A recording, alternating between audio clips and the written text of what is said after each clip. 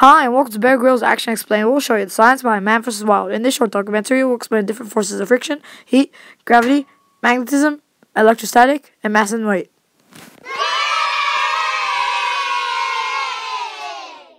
There are different types of energy. There is potential energy, which is the energy an object could have due to its position, like a ball in the air, and kinetic energy, which is the energy an object has due to its motion, like a bird flying.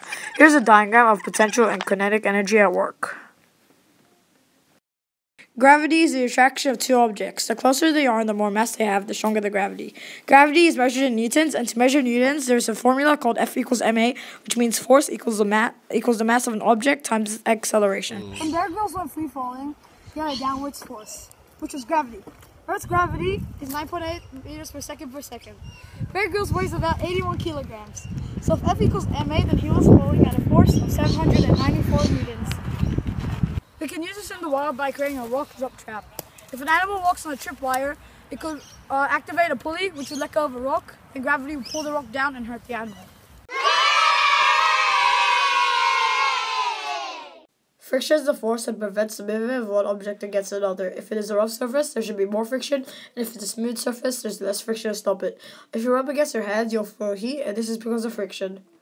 Friction is the contact pressure between two objects. As seen in this diagram, you can see that wood is trying to pass a rough surface, but it's going slower. On a smoother surface though, it goes faster because there's no friction resistance.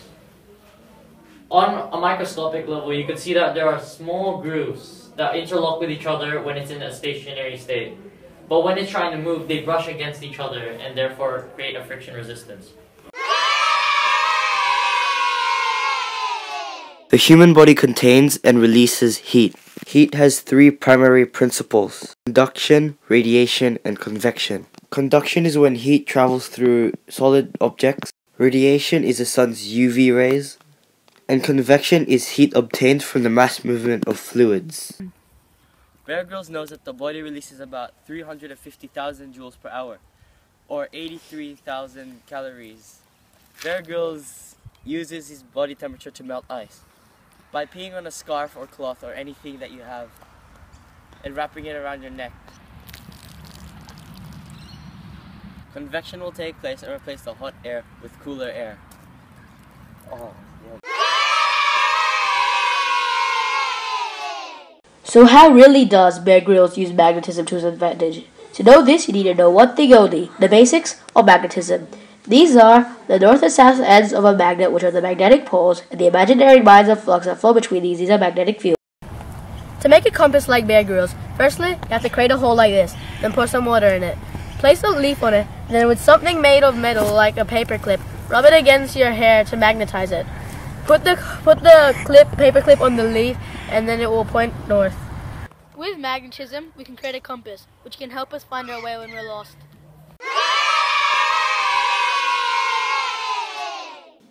Mass and weight are two different measurements. We measure weight in newtons and mass in kilograms. There are tools like a spring and beam balance to measure kilograms and newtons. The reason why we have weight is because gravity is pulling down on us and mass is the amount of matter we have. We can use weight as a trap and mass to cover a hole. Bear Grylls can use his mass to climb as there is more mass to grab, and weight to stomp on a snake. Mass and weight are different because, say you're 50 kilograms and you went to the moon, you'd only weigh 8 kilograms, but your mass is the same.